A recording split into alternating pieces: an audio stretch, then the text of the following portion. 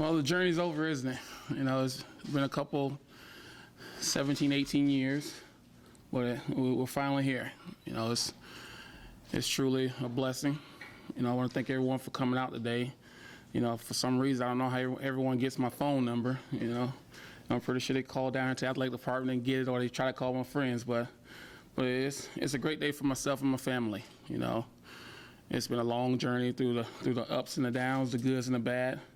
And the one thing I always want to do is go out there and represent my family, the university, and my teammates the best way I can.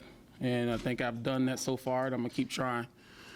You know, just talking about my career here at Nebraska, you know, I felt it was a pretty good one.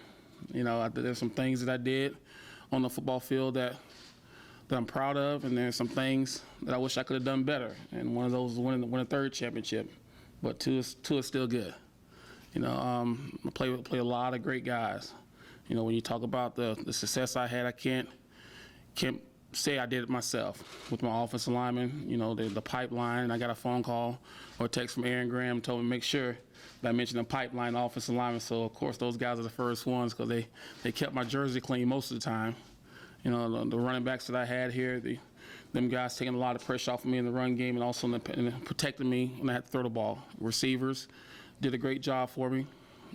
Defense, you know, a lot of people say you can't win championships without a defense. Well, I disagree with that. You know, if we score more points than the defense, more points than the other team, then we still win the game. But I think our defense did a great job of preparing us for the situation that we faced on Saturdays, and them going out there and getting us the ball when we needed it, and them slowing the other team down to where we can get our offense going when it wasn't going great. It says a lot for them. But I want to thank Coach Osborne. You know, this is a guy who took a chance on me in 1992. I was a 18-year-old freshman coming out of Bradenton, Florida, and I think it was the fifth game of my career here. He gave me the keys to the car, and I think by him doing that showed me that he trusted me, and I think my career flourished from there. You know, without him, I don't think I'd have been the football player that I turned out to be. And so I want to give all the thanks to him, the coaching staff, the University of Nebraska. You know, it's been a ride, and now we can take this train all the way to the College Football Hall of Fame. So I want to thank everyone for coming out. Hey, Tommie, could you talk about, you mentioned Coach Osborne, that when he went and visited you after that bowl game loss on the recruiting trip, I believe Kevin Steele was with him, and what you were thinking at that time and why Nebraska ended up being the spot for you? Well, at that time, I wasn't really thinking if Nebraska was going to be the school that I was going to come to or not. You know, it was one of those deals where it was basically just sit down and see what he had to say. My mother was there to start off with, then my dad came in. And then the funny story about that was when my dad walked in, he introduced himself to Coach Osborne. Coach Osborne introduced himself to him. And I remember the quote like it was yesterday. My dad told Coach Osborne that he looked a hell of a lot better now than he did last night. And this was right after the bowl game. They had lost 22-0.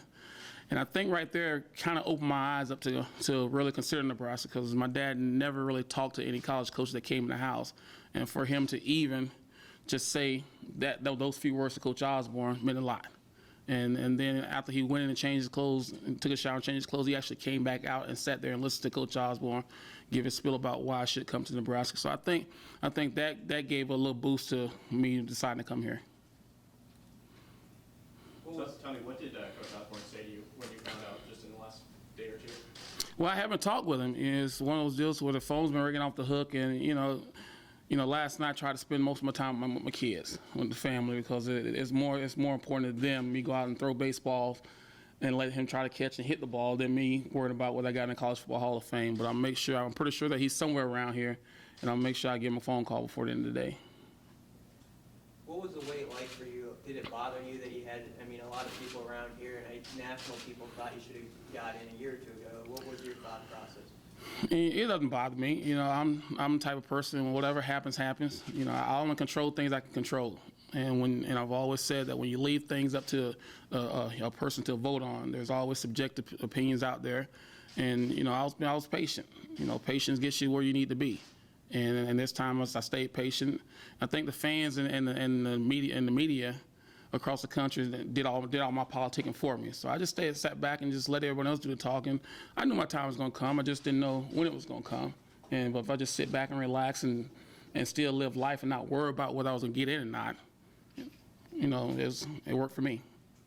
Tommie, did you find out yesterday, or did you find out officially today? Well, I had tons of people calling me and texting me yesterday, and I kind of figured something was going on. And I really didn't know until Chris Anderson called me this morning with her smile and her high-pitched voice told me that I got in. So, but I kind of had an idea of yesterday, but I didn't know until Chris Anderson finally called me. And when you got it, your feeling was? It's over. I'm in. I don't have to worry about it anymore. I don't get too excited about individual awards because, like I said earlier, everything that I've done is because of my teammates. Without those guys, I wouldn't have had the career I had. So, I'm taking those guys with me into the Hall of Fame with me because they're the biggest part of my career and my successes here at Nebraska. You kind of got the keys to the car, so to speak. I mean, when did you kind of feel like you guys had a chance to do something pretty special with the teams you were on? When I got the keys to the car? No, I'm just kidding. No, I think my sophomore year. I think when me playing that freshman year and playing the way I did, and then having the full off season of going through the program and getting better and watching the team grow. I think that's when I realized that we had something special here. And when my sophomore year we came up short versus Florida State, but I think my sophomore year, after in an off season is when I knew that we had something special, that we knew that we could win championships here. Talk about your approach to leadership when you were here. I think it's been well documented. You never worried about being the most popular guy. You were more worried about leading. Is that correct? That's 100% correct. I wasn't the most liked guy, but I could promise you this: that when I stepped on the field, I gave 100% and I led by example, and those guys fed off that. And to me, leaders aren't necessarily need to be liked, but they can lead and direct and be respected. That's more important to me. I had the mentality of an attitude that I want to win. And I don't know any team out there who wants their starting quarterback to have a mentality where he was just out there playing the game and didn't care less what he want to lose. So I want to win, and did I take some of my teammates off? Yes. But tell me any great leader out there, look at Michael Jordan. He's one of the best guys. He's the best guy to ever play the game of basketball, and you hear stories about how he wasn't liked. So I don't worry about being liked because when you're in that field, it's not about who likes you or not. It's about you trying to do whatever you can to make sure your team win. And hopefully I did that, and I tried to do that. What are a few of you had so many moments, but if you were to highlight a few that stick out to you, what would you point to? Oh, it's so many. I think every win has a special moment. But I think the ones that I look back on were the 3 losses. And because those are the ones you always look at yourself and say, what could have I done more in those games? Going back to Iowa State my freshman year. That was a game to where I think we went into kind of cocky, arrogant, that we really didn't prepare well that week because we felt if we just showed up, we were going to win that game, and we didn't. I think the 2 losses of Florida State, I think in those games I had a couple big mistakes that if I didn't make those mistakes, the game could have been different. So I look at the losses more so than all the wins because there are so many wins here, but it's the losses are the ones that eat me up. I think I heard your favorite play is the pass to Amon when you almost got sacked.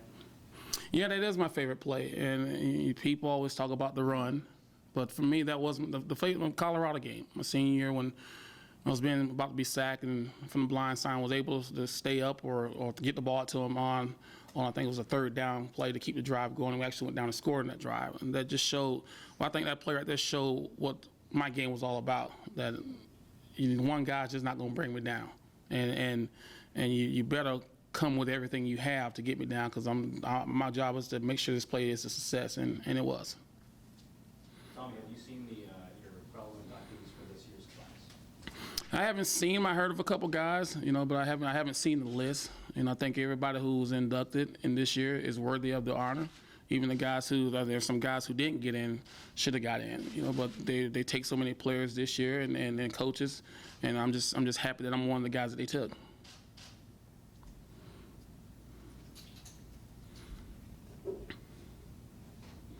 I'm telling you, you guys had me drive here for an hour, and this is all you have. What's it feel like? I mean, everyone around here still talks about that mid-'90s run. It's always the kind of the standard bar that everything's Right. compared to. I mean, to be the leader of that group that made that run, I mean, looking back at it, 15, 17 years later, what's it feel like to have been part of that? It's special.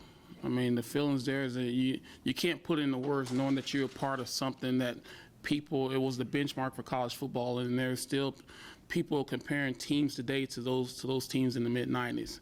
You know, you think about Alabama this year and everything they've done, and you hear the comparison, and when the group they go back to is the mid-'90s team of 94, 95, and 97, and what we did here at the University of Nebraska. So I think that when you establish something and people try to improve it or try to make it better than that, then you've done something great. And like I said, it goes back to all the guys that I played with. You know, it wasn't just me. It was the coaching staff that we had. We had some great coaches here. But we also had a lot of talent on this team and a lot of great players on this team that contributed to my success in those years, and the success in those years. Go back to '94, because I mean, there was a time where you didn't know if you were going to play again. Right. What was your mentality then, and what helped you get through that to lead you to the things that came after? Well, first of all, my faith. You know, my faith got me through it. You know, my parents always told me believe in your faith and believe in God and believe in Jesus Christ, that good things gonna happen for you. And they helped me get through things. And once I realized that there's a good chance I was gonna be back, and I attacked it as if I was attacking anything else, full speed ahead, and there was nothing that's gonna stop me, because I was determined to get back on the field. And the only thing that was gonna keep me off the field is me losing a leg.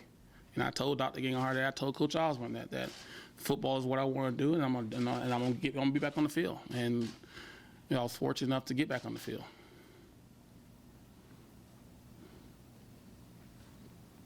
Tommie, you referenced Alabama, their stretch in the last 4 years, Mm-hmm. akin to the mid-'94 to '97. In your mind, does that compare, or how does that compare to this stretch? Well, they won back-to-back championships. That right there compares there. But it's different time and different era. You know, there's some good things that they did, and there's some good things that we did. And it's always going to be that burning question in everyone's mind is which team was better. Now, in my mind, I already know which team was better. And I'll state it publicly all the time that I don't think there's any team out there that would beat that 95 team. And over a 5-year span, I don't think there's too many teams that put up a record of, I think it was 60-2 or 60-4, something like that. You know, so Coach Osborne built something special here in the mid-'90s, even though he built something special through his whole career, but that for some reason, those mid-'90s into his last year here, his last game, those are special years. And I don't think it's going to be hard to duplicate that.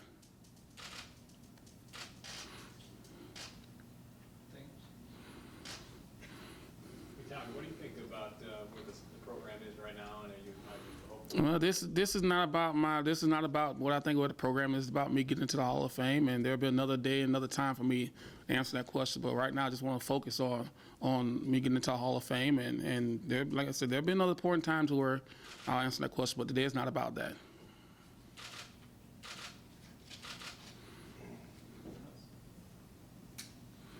Okay. All right, thanks.